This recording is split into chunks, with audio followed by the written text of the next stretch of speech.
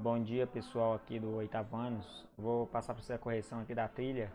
Foi, foi dirigida a vocês aí, né? Então vamos corrigir aqui, né? Volume 2, unidade 3, né? Arte e a representação da realidade. Tá pela sondagem aqui, né? O primeiro item que vocês fazem é a questão, né?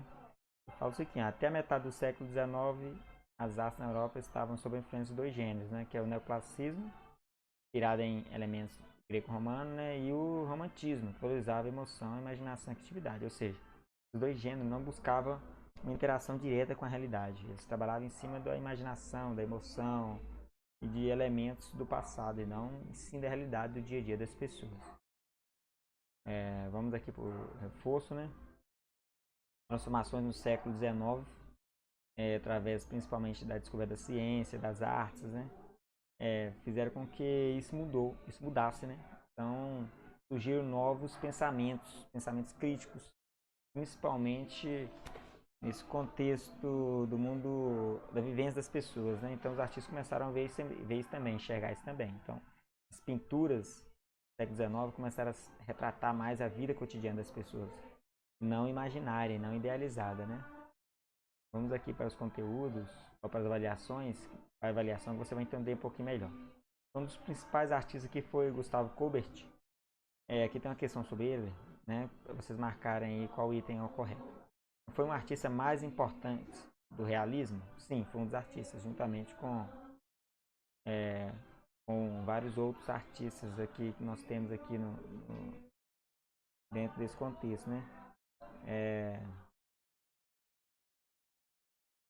então é um artista que buscou referenciar esse contexto da realidade. Então pessoas trabalhando dia a dia, né? Enterro de pessoas também na sua cidade. Então, um artista que vivenciou a realidade do dia a dia das pessoas, né? Então, é possível dizer que Cobb desejava traduzir os costumes e ideais de seu tempo, seguindo sua própria individualidade? Sim. Então, traduzir através das pinturas, né? No quadro Enterro em Ornans, ele mostrou em detalhes a cena de um funeral realizado na sua cidade natal? Sim. E é essa imagem aqui, ó, do enterro.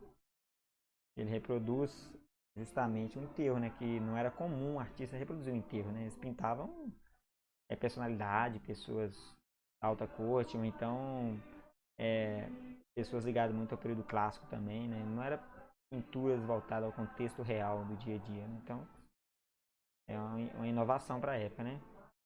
Então a resposta correta são todas afirmativas. Então vamos para dois aqui. Marca a alternativa correta em relação a essas duas obras aqui. Millet e o próprio Colbert, né? Então, pessoas trabalhando no dia a dia aqui, né? As pingadeiras e o quadro de Os Quebradores de Pedra. A resposta correta é: ambas as imagens revelam o interesse dos pintores em olhar para a realidade de trabalhos cotidianos. Então, as imagens elas buscavam essa referência, retratar o dia a dia das pessoas no dia a dia de trabalho dele, no suor dele, no ganha-pão deles, e não cenas idealizadas de pessoas ali felizes em festa, então de retrato de pessoas. É uma cena real, né? Sem mítico, né? 3 aqui, ó. Pede para vocês completarem, utilize as palavras a seguir para completar corretamente as lacunas. O século XIX foi marcado pela invenção da fotografia. Com isso, muitos fotógrafos começaram a fazer retratos, paisagens e outras imagens que antes eram produzidas apenas por pintores. Nesse clima de concorrência entre dois tipos de técnica, também surgiram novas discussões sobre a representação da realidade e as possíveis finalidades da arte. Então, é isso mesmo, né? Então, duas técnicas. A pintura teve que mudar, surgiu a fotografia. Então, a pintura ela teve que parar de seguir muito esse padrão estético de copiar a realidade. Ela tinha que mudar um pouquinho esse contexto, porque se já existia fotografia, para que copiar uma realidade, né? Então, os artistas tinham que inovar nesse sentido. Então, vamos à questão 4. Analise a afirmativa sobre o pintor estadunidense Charles Bell. O artista disfarçou tão bem suas pinceladas e criou com tanta minúcia a imagem de uma máquina de chiclete que seu quadro Gumball 15 mais parece uma fotografia. Sim, tem essa imagem aqui que eu vou mostrar para vocês. Ó. Ele, a partir de um processo fotográfico, ele tirou uma fotografia da máquina de chiclete e depois ele desenhou ela, pintou ela E ele praticamente ele fez ela tão real, tão parecida com a fotografia que algumas pessoas até a confundem mesmo com a própria máquina, né? É, não é verdade. Charles Bell pertence ao movimento artístico surgido no fim da década de 60 nos Estados Unidos, chamado fotorrealismo ou hiperrealismo. Verdade. Essas imagens ela dá uma impressão de real, né? Por isso que esse contexto hiperrealismo. Bell era contra usar referência fotográfica e criava suas telas usando apenas a imaginação e a memória. Não, isso aqui é voltado ao romantismo, né? Então ele buscava uma referência real para poder retratar o contexto ali vivenciado na obra. Então, por isso que desenhou uma máquina de chiclete. Então, e ele usou a fotografia também, né? Então, tá errada essa questão. Então, correta 1 e 2. 5 aqui. Com base em seus conhecimentos sobre naturalismo. Teatro naturalista, VUF. Em espetáculo do naturalismo, as pessoas abordavam temas ligados à valorização da natureza, despertando a consciência ecológica. Não, o naturalismo valorizava o natural, o dia a dia das pessoas, que é de fato real, não idealizado. Ele podia desenhar a natureza ali com as pessoas, ou então o natural da natureza, né? Vamos dizer assim, mas não como uma ecologia, consciência ecológica, e sim como uma afirmação da realidade. Né? Então, o naturalismo buscava isso. Essa é falsa. Nesse gênero, a língua falada no palco tentava reproduzir um jeito como as pessoas falavam no dia a dia? Sim. Então, o diretor, eles buscavam essa referência das pessoas. Então, ele falava que a pessoa tinha que ir para o palco, tentar retratar a sua vivência através da sua fala cotidiana e do seu jeito de viver ali no palco, poder ser o mais real possível. Os atores se comportavam o tempo todo como se fosse de fato os personagens representados e assim fingiam que o teatro não era uma representação, mas a própria realidade, sim.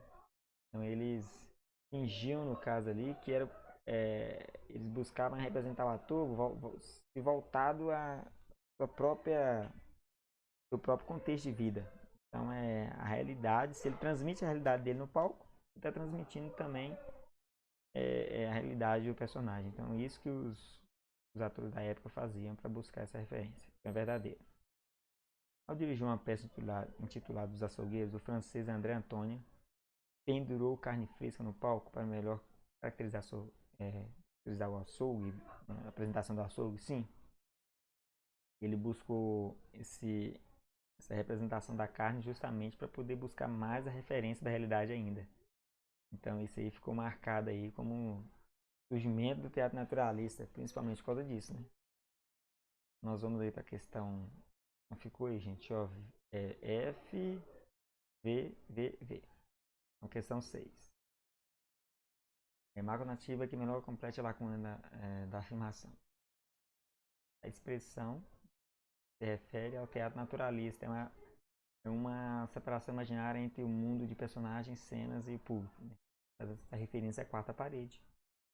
A quarta parede ela é justamente uma divisão imaginária entre o público e os atores. Os atores não dão a mesma coisa de uma televisão. Eles estão cenando aqui e imaginam que ninguém está aqui. Na atualidade nós vemos esses teatros aí de comédia que isso aí praticamente eles quebram essa quarta parede e interagem com o público. Mas nessa época aqui principalmente Charles Bell, né, ele criou esse pensamento que para transmitir a realidade mais uma realidade mais do dia a dia das pessoas tinha que ter essa quarta parede. Porque aí a pessoa interpretava com quem fosse no cotidiano, no dia a dia mesmo. Né? Questão 7.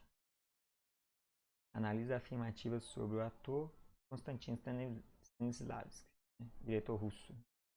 Diferentemente do francês André Antônio, Stanislavski não desejava transmitir uma maior sensação da realidade no palco.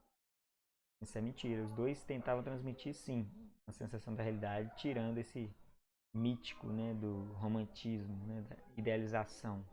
Buscava inspirar o cotidiano das pessoas.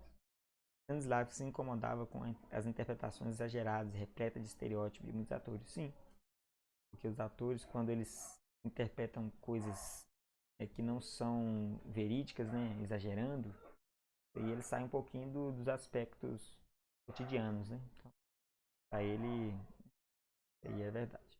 É isso. O diretor russo desenvolveu ao longo de sua carreira um sistema de ensino para oferecer treinamento, estudo e disciplina aos novos atores. Sim, chama-se método de Stanislavski, o método no qual os artistas seguiam poder fazer sua interpretação.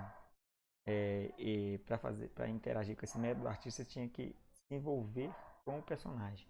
Então em alguns momentos é, ele ele próprio usava os seus pensamentos, suas vivências na interpretação do personagem.